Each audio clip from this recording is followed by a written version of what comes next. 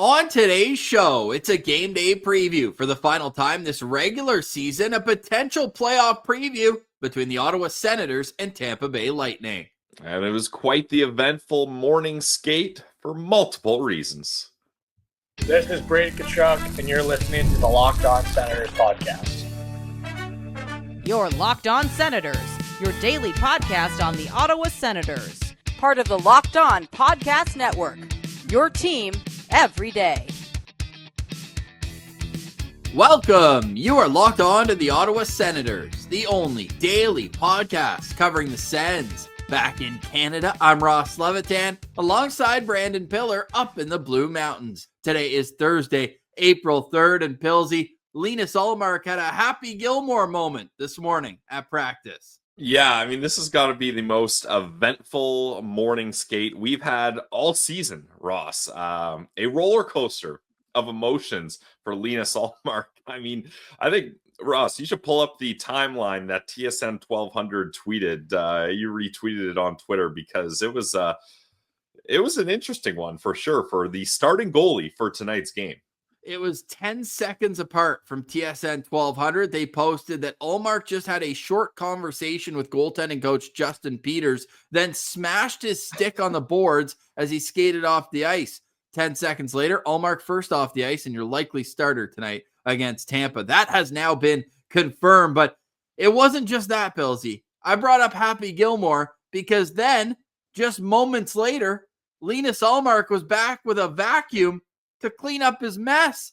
I guess he shattered his stick right in the doorway where the players get on and off the ice. So Ullmark doing his part. Hey, at least if he's going to be mad, it's not for long. And I think my favorite part of the picture, courtesy of TSN 1200 we just pulled up, is Daniel Alfredsson on the ice just laughing at him as he's scooping up all the pieces of his stick. Hey, you want your goalie to have emotions, Ross. I love angry goaltenders. Robin Leonard, when he used to give the death stare on the ice and lose his mind when he was with the Ottawa Senators. I love that kind of emotion. I love that kind of passion. But it doesn't excuse you for being a bad person or not making up for your mistakes. Linus Ullmark, I don't know what was said. I don't know what caused him to be so upset that he smashed his stick, but it took him not long to realize, hey, I pushed it a little too far. I broke my stick. There's wood shattered or whatever the sticks are made of, whatever a stick is made of, shattered, composite shattered all over the hallway. I don't want this to be someone else's problem. It's not the good staff of the CTC, the custodians that should have to deal with this.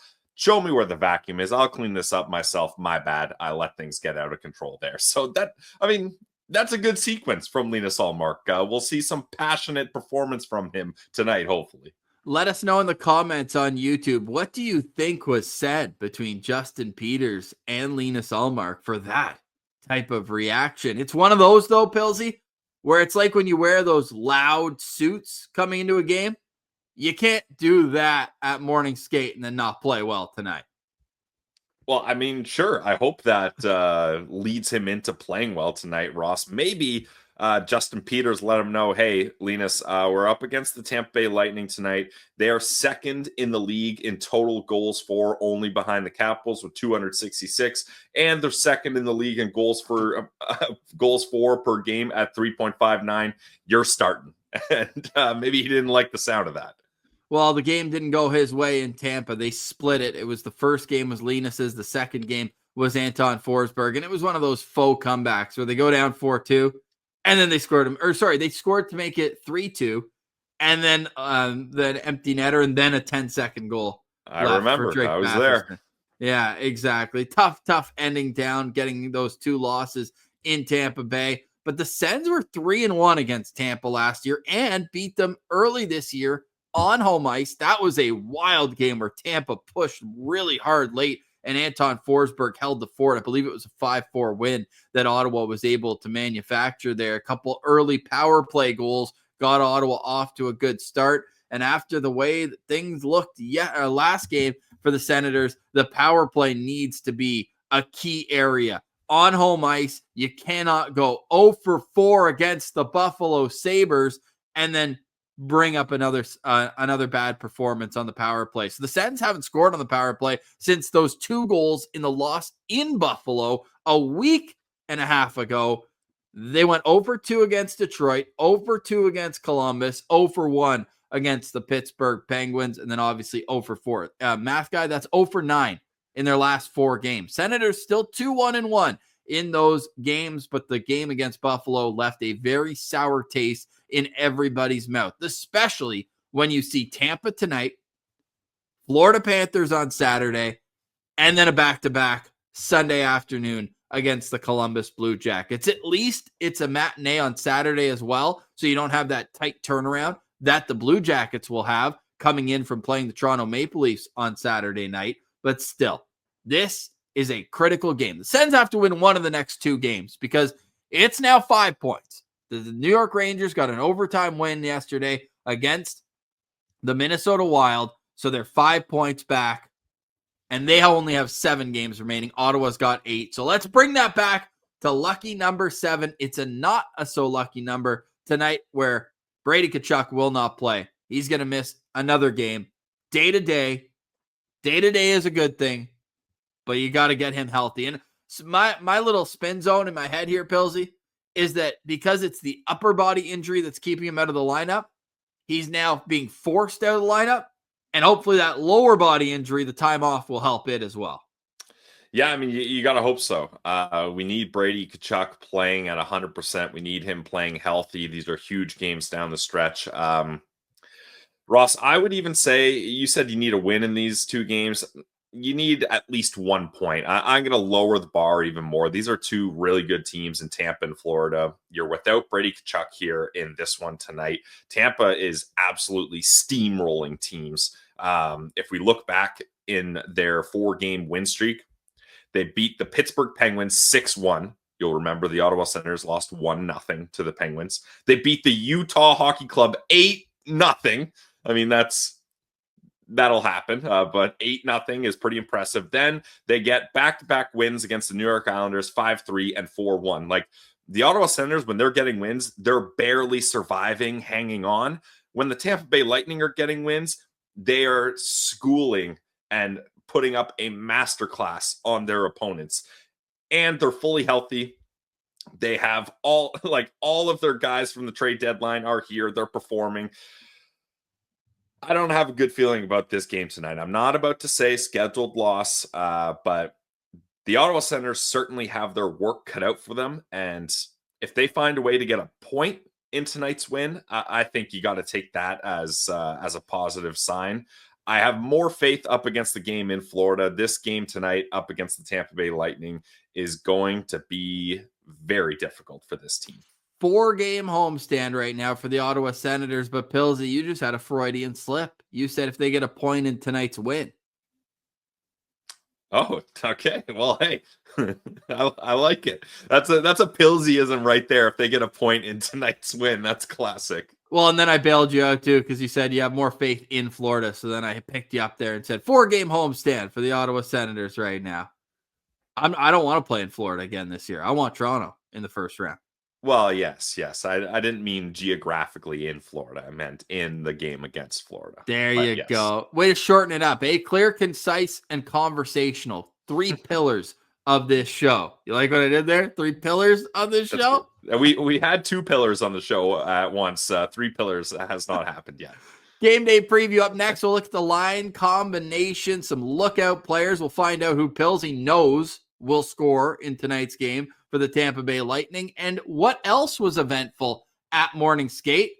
The return in a non-contact jersey for Nick Cousins. That's next. You're listening to Locked On Senators, your team every day.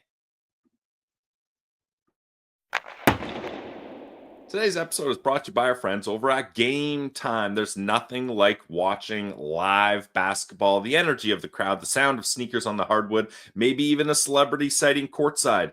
If you want to catch a game in person, Game Time makes getting tickets even easier than ever. Also, nothing like watching live hockey. Game Time's new feature, Game Time Picks, filters out the fluff and shows you only the best deals on great seats, so you're not wasting time searching through thousands of tickets you don't even want. check out the Game Time app. Check out tickets for tonight's game in Ottawa up against the Tampa Bay Lightning. There's amazing deals on not only this game, but all games coming up. Game Time picks even highlights super deals, giving you the best bang for your buck.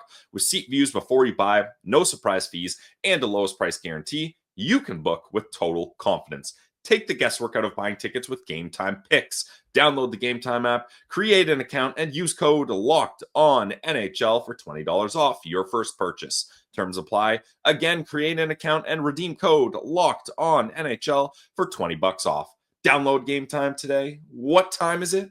It's game time.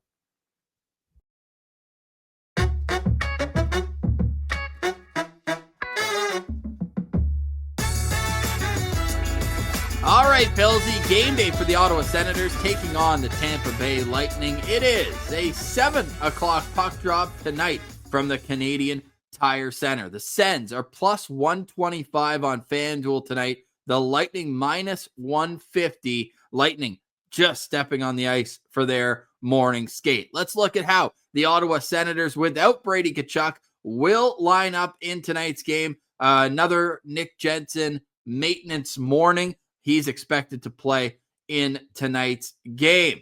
Here's the lineup. Tim Stützle at center between Fabian Zetterlund and Claude Giroux. Dylan Cousins between David Perron and Drake Batherson. Shane Pinto centering Ridley Gregg and Michael Amadio. The fourth line, Adam Gaudette with Angus Crookshank and Matthew Highmore. On the back end, Jake Sanderson with Artem Zub. Thomas Chabot with Nick Jensen. Tyler Klevin with Nicholas Matin-Palo. Linus Ullmark starts in goal. This season, Ullmark is 21, 14, and 3 with a .280 goals against average and a .907 save percentage. Before we get to your locked on player to watch, Pillsy, you want to feel old? I love feeling old. Hit me. Tonight will be Artem Zub's 300th NHL game. He is now alone in 10th all-time games played by a defenseman in Senators history. That's crazy. Has he at least passed Nikita Zaitsev? He has passed Nikita Zaitsev. Tonight, he will pass Zdeno Chara. Whoa, wow. You know what else is wild? Christoph Schubert is 12th, and Eric Brandstrom is 13th on this list. Brandy, oh man. The Sens don't have a lot of defensemen that play a ton of games. As I mentioned, 300th tonight. Hey, watch your back, Mark Mathot. Only 4 more games until Zub ties Mathot for 9th in franchise history. There's a big gap after that. Mark Borowiecki is at number 8. Okay, there we go. Love that for Zub. Let's keep Zub playing games here. And if Artem Zub so happens to get a point tonight, he'll be tied for 15th in franchise history for points by a defenseman. So Artem Zub, sneaky, has played a decent amount of time for the Ottawa Senators, and he will be on the right side tonight, as usual, with Jake Sanderson. Sanderson just became the 10th season by a Senators defenseman to reach 50 points. We discussed that briefly on yesterday's episode. But Pillsy, who is your locked on player to watch tonight? All right, Ross, I'm going to try to sprinkle some magic Pillsy luck on locked on players. I have had luck with locked on players, but it's been points, not goals like my lookout players. So let's find a way to get Fabian Zetterlund getting at the very least a point, but we're hoping for a goal. This guy has to get a goal. Sens fans have been asking me to put the spotlight on Fabian Zetterlund to try to get him going. That's what I'm doing here. 12 games with the Ottawa Senators, no goals. Just 1 assist, 26 hits, 23 shots on goal, 13 minutes, 10 seconds average time on ice. I need Fabian Zetterlund to find a way to get a point in tonight's game. I think if he gets shots on goal, set up from Timmy. If Timmy's not going to shoot it, Fabian Zetterlund better take the reins and be the guy shooting the puck on this line. Although Claude Giroux and Timmy have scored recently, Fabian Zetterlund has not. But I'm going to be locked on to number 20. Even though he hasn't scored, Ross, I have liked his game. He's getting really good chances. He's finding himself in soft spots on the ice in the O-zone. He's playing a physical game, 26 hits, like we mentioned. He's good at taking away the puck. He's playing strong against the board. So I know we expected more from him at this point now that he's had enough time to get acclimated with the team, but I still like Fabian Zetterlund's game, and I'm going to be watching him tonight. Right back to the well, Pilsy? Had Fabian Zetterlund a couple games ago. That was the game he got his first assist. Yes. Hopefully he gets his first goal tonight. Him and Tim Stützle's created some magic so far together. But with Claude Giroux as the third member of that line at 5-on-5, they're being outscored 2-0 in 36 minutes of action. They do have the advantage in the shot share. And I'm hoping tonight is the night that Fabian Zetterlund breaks out. Are you just going to make him your locked-on player every night until he gets one? No, I can't do that. I got to spread the love around. But Ross, without Brady Tkachuk, a guy that we can usually count on for at least 4 shots, somebody else has got to pick up the slack. And Fabian Zetterlund, this is a time for him to do that. My locked-on player tonight is going to be Shane Pinto, currently on a 9-game goalless drought. So I'm going to try to snap him out of it too. He's been held without a point in 8 of the last 9 games, had 2 assists in the win against Columbus last weekend. Under 50% in the dot was a bit of a surprise for me. He's usually a 52, 53% guy, and 9 shots on goal. This is a guy who's got a great shot. Use it. He even didn't get a shot in an in-tight situation in the third period last game. I'd like to see Shane Pinto hit 3 shots on goal tonight, and he's averaging 17 minutes and 3 seconds. There's been a lot of talk, and I think fairly so, that Shane Pinto has not gotten an opportunity on the power play, especially in Brady Tkachuk's absence. The only thing I can think of is that they wanted another left shot out there, because it's been Ridley Gregg, it's been a bit of Adam Gaudette, who I guess is a right shot, but still, it's like he's got such enormous potential on the power play. We saw it last year. We saw it the year before, that he can be a trigger man in the high slot. So I would like to see Shane Pinto, if he's not going to get an opportunity on the power play. The power kill has been a bit dry. Not that you expect them to keep the pace they did for so long, where they were scoring shorthanded goals all the time. The last one came actually in the game we were at on March 1st, and who, you guessed it, Shane Pinto scored it on that breakaway in the first period. So Shane Pinto is such an important player on this team, plays all sorts of important minutes, and I think he's due for a goal tonight. So I'm going to put a Levy lock on a Shane Pinto goal tonight against the Tampa Bay Lightning. Yeah, and if he's on the power play, put him with Giroux. We've seen those two have chemistry with that kind of bumper play there. Ross, this team has home ice, meaning they get to set the line matchups. Would you be putting Shane Pinto's line up against that lethal top line of the Tampa Bay Lightning, which we're going to look at in a second here? Yeah, we'll get to that. And I think the easy answer would be yes if you're Travis Green, okay, but I'm not so convinced that's where I would go with it. And look, you might call me crazy, but I might go head-to-head with Point and Stützle. And just allow him to have the speed advantage there. Make sure that, I mean, the most important thing is that Sanderson and Zuber out there at the same time as the point line. But I think I'd give Stützle that opportunity. And then you look lower down in Tampa's lineup. If you get Shane Pinto's line out against lower lines too, and you could say the same about Stützle's line, but I have a feeling about Shane Pinto tonight. That's all I'm saying, Pilsy. I got a feeling about Shane Pinto. Yeah, I don't know. We're going to look at the Tampa lines here, Ross. If you go line for line, I'm not sure that the third line of Tampa Bay is one that you're looking at that you're going to have an advantageous matchup against, because with the moves they made at the deadline, their third line looks pretty good also. Like, that could be in any team's top 6, that third line. You think so? I don't know if I go that far. Well, let's take a look. Yeah, should we take a look at it? Here's how the Tampa Bay Lightning are lining up tonight. That top line is ridiculous. Braden Point between Jake Gensel and Nikita Kucherov. The second line is Anthony Cirelli with Brandon Hagel and Nick Paul. The third line, Yanni Gourde with Oliver Bjorkstrand and Gage Gonsalves. The fourth line, Luke Glendening between Zemgus Girgensons and Mitchell Chaffee. On the back end, Victor Hedman with J.J. Moser, Ryan McDonough with Eric Chernak, Emil Lilleberg with Nick Perbix, and we expect Andrei Vasilevsky to start in goal. Yeah, I mean, look, this team obviously got deeper. Yeah.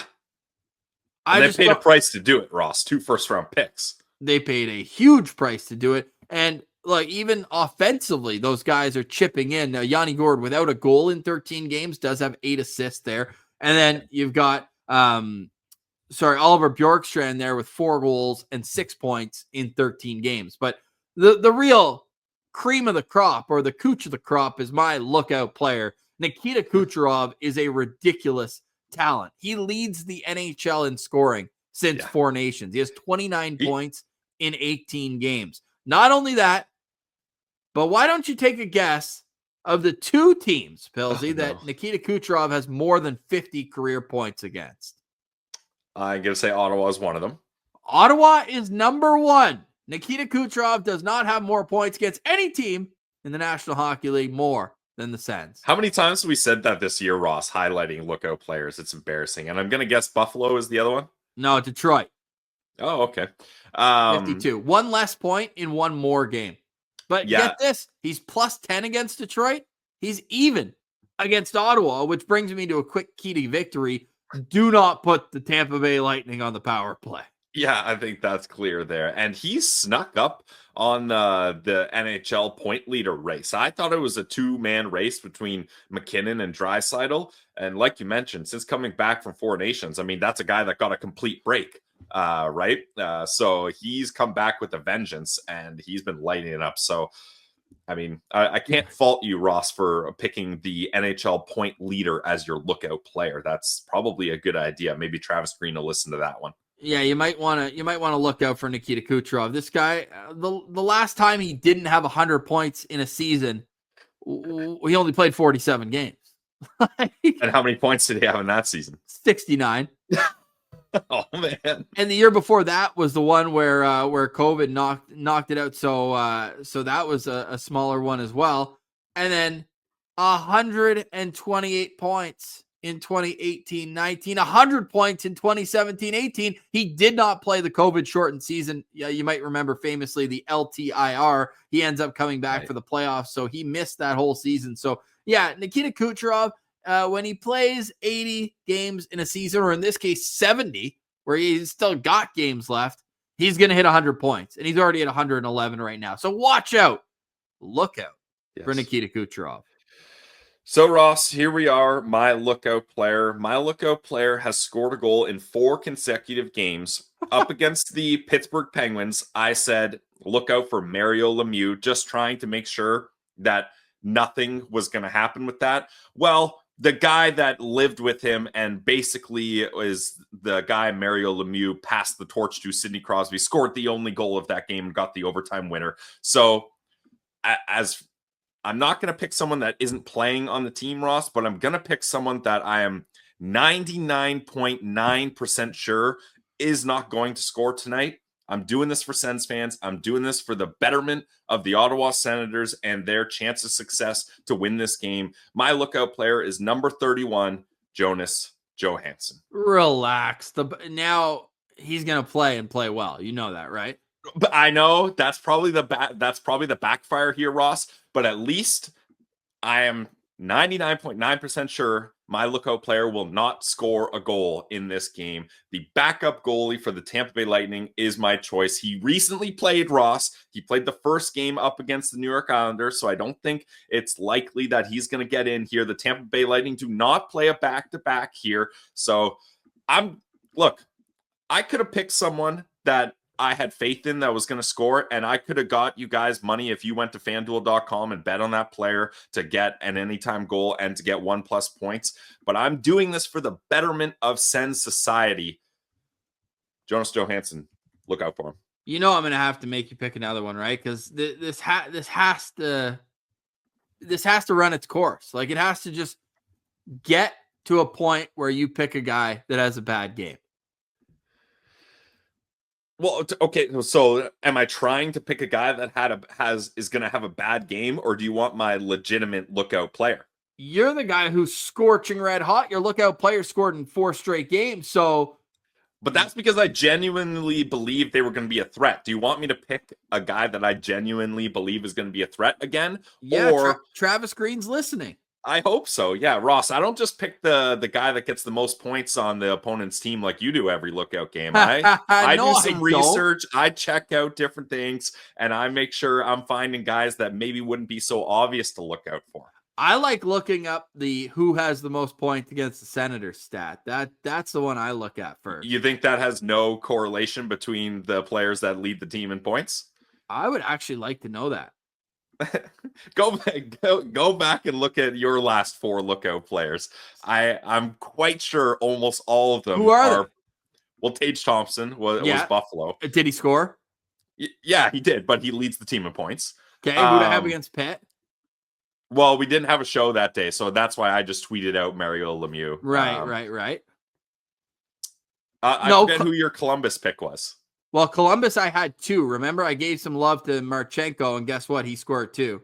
Does he lead them in points? Does he? I don't know. He might.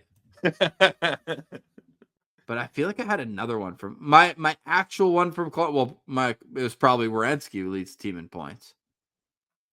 Did you pick him? No, well, I don't know. How am I supposed to know? Citizens have to let us know. How are you supposed to know who you picked? A week ago? I'm going right to the source. Dude, I don't know what I did yesterday. You remember the scoring summary of the Tampa Bay Lightning game versus the Ottawa Senators months ago. What are you talking about? You got Sens encyclopedia brain. Who did I pick for? No, for Detroit, I picked Patrick Kane, 4th in scoring. Okay, there you go. Boom. Great pick. I did remember and he Detroit. did score, didn't he? Yeah, he did. Yeah. We are on a heater, dude. Oh boy. Okay. Well, in all seriousness, it's ironic. The player you had in the picture was going to be my lookout player. Nick Paul was the guy I was going to be looking out for. So there you go. Then there you go tonight.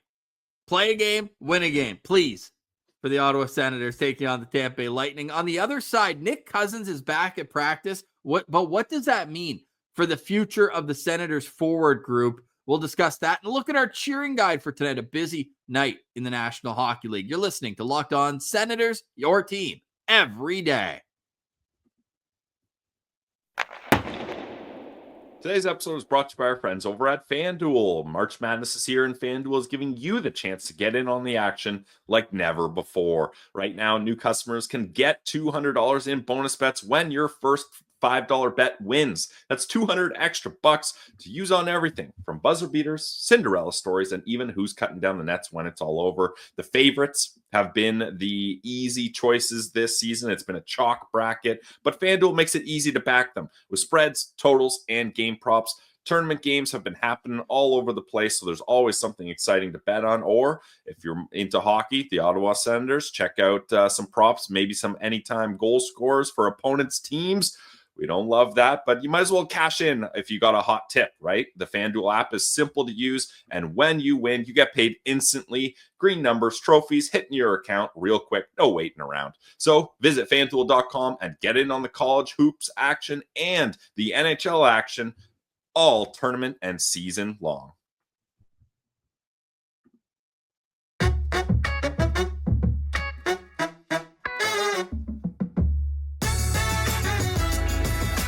All right, Pillsy, game day for the Senators, 7 o'clock tonight. We will have the postcast, Pillsy and I, tonight after the game live on YouTube, where a like, comment, subscription go a long way to helping the show grow. Make sure you're following us on Twitter as well, at Sens Central. We've had a few giveaways recently, and it's always a great vibe in the comments. The first period thoughts, second period thoughts. Love all the action. Everyone is so genuinely passionate about this Ottawa Senators team, and we are hoping that there is an addition to the lineup down the stretch. For the first time since a knee injury that required surgery on January 25th in a game against the Toronto Maple Leafs, Nick Cousins was back at practice this morning with his teammates and also wearing a bright red, yellow, non-contact jersey. Don't touch me wearing that thing. Yeah, Nick Cousins coming back. That's a good sight to see, Ross. It's going to be funny with two Cousins in the lineup. Obviously, no relation, different spellings. That's tough for the radio listeners. Right? Yeah, Cousins and Cousins. But this is a guy you want right now, Ross. And more importantly, this is a guy you want in the playoffs. Now, I know last year with the Panthers, I believe he only dressed for one playoff game, but it was in the Stanley Cup Finals, and they won the Stanley Cup. So do the math there. Put your advanced analytics hat on for that one. Nice picture here on YouTube of him engaging with the refs, we'll say. He played 12 playoff games last year, but just one in the final. Okay. Thank you for the correction. My bad, Nick Cousins. Jeez. Yeah, he had one assist, dude. You don't remember that assist? Yeah, hand up. My bad. That's on me. Wait. No, it was in the Tampa series. I really wanted it to be against. They played the Leafs 2 years ago, and he had a goal in game 7, in game 5 of that series that won them the series. He actually scored the overtime winner that eliminated the Leafs 2 years ago. And I was going to get to that because I remember that when he signed him and we did our reaction video. That was one thing that we noted. And Ross, right now, the most likely opponent for the Ottawa Senators is the Toronto Maple Leafs. So you want Nick Cousins in the lineup for that. And I think most likely, Ross, tell me if you think differently, but most likely I think he will play on the fourth line with the depth that this team has added. And I think that'll be a welcome boost to the fourth line, brings a bit of a different element. I assume he would replace Matthew Highmore in that spot. And I think that would be a good shakeup to the fourth line that this team needs. Yeah, I hope he gets back for regular season games. It's always tough when a guy misses the end of the regular season, especially as long as Nick Cousins has missed. He's only played 47 games this year so far out of the 74 that the Senators have played. So that's a long time out of lineup. So hopefully, like, this would be a perfect situation. And obviously it has to happen as things play out. But if the Senators clinch, and then he can have some more meaningless games, but it's not those high pressure, every play counts games. And then he could work his way into a rhythm and be ready to go. But he's a disruptor on the ice. You think back to the photo that this game is from, the Pittsburgh Penguins game where him and Michael Bunting were going at it all game long. He just brings that element of, I don't know what the heck, whether this guy's going to try to take my head off or if he's going to score the overtime winner. That's the type of uncertainty that I think a team loves to have and hates to play against. And I think it's going to be interesting, too, because it was a knee injury. We remember the knee-on-knee collision up against the Leafs. He did have knee surgery. So, unfortunately, this is the type of injury where it's not an upper body one. And while you're recovering, you can be skating and kind of keeping in the rhythm of things. So, Brandon Piller, not a doctor. I don't think we're going to see him back quickly, but it is a good sign that he's on the ice and that he's getting ready to go. And I'm with you, Ross. I hope that he can get, I'll set the bar, and I hope he gets 3 regular season games in before getting into the playoffs here. I hope so, man. It would be nice to see. But for tonight, they're going to be without him against the Tampa Bay Lightning. I got a couple more notes on the Tampa Bay Lightning. Another weird stat, Pillsy. Andre Vasilevsky, we're not saying we want him because he does have 12 wins in 19 games against the Senators. Well, we're looking out for Joe Johansson, though. Yeah, exactly. Yeah. And did Johansson play against, I feel like Johansson might have been last year, but it feels like Johansson has played more. Oh, yeah, Vasilevsky missed the start of this season. So it was Jonas Johansson that, was it? No, it was Vasilevsky. No. 5 goals against on 28 shots earlier on this season. So we'll see what he has. He has an .895 career save percentage against the Sens. That's crazy that a goalie of his caliber, Ross, for whatever reason, has poor goals against average and save percentage up against the Sens. But I mean, look at the record. Still 12-7, like still a massively winning record up against the Sens. They got to find a way to not only continue to score goals on this guy, but Linus Ullmark, our friend who's smashing sticks and vacuuming them up, needs to be saving pucks and covering them up and keeping the puck out of his net here so the Ottawa Senators can find a way to either get at least 1 point or, my God, would it be great to get 2 points in tonight's game. Only 4 teams does Andre Vasilevsky have a below 900 save percentage against: the Winnipeg Jets, the Calgary Flames, and the Vegas Golden Knights, all Western Conference teams, and then the division rival, Ottawa Senators. Love that. And Ross, this is a big game, not only for the Ottawa Senators, but for the Tampa Bay Lightning as well. Courtesy of NHL Public Relations at NHL PR on Twitter, the Lightning will clinch a playoff berth if they defeat the Senators in any fashion, or if they get 1 point versus the Senators and the Canadiens lose to the Bruins, or the Blue Jackets lose to the Avalanche, or if the Canadiens and Blue Jackets lose in regulation. So this is a big game for the Tampa Bay Lightning, Ross, because they see the Leafs with that X beside their name up against the up above them. They want to do the same here. So the Ottawa Senators need to make sure that that doesn't happen. And at least not yet. The Leafs beat the Florida Panthers in regulation last night. So the Leafs have a 3-point lead right now over Tampa, who is in the second Atlantic Division spot. And the Lightning are using a game tonight. So it's going to be tremendous theater for multiple reasons as we take a quick scroll down to the wild card race where the Ottawa Senators have 84 points. That is first. Then it's the Montreal Canadiens, 5 points back, same amount of games played.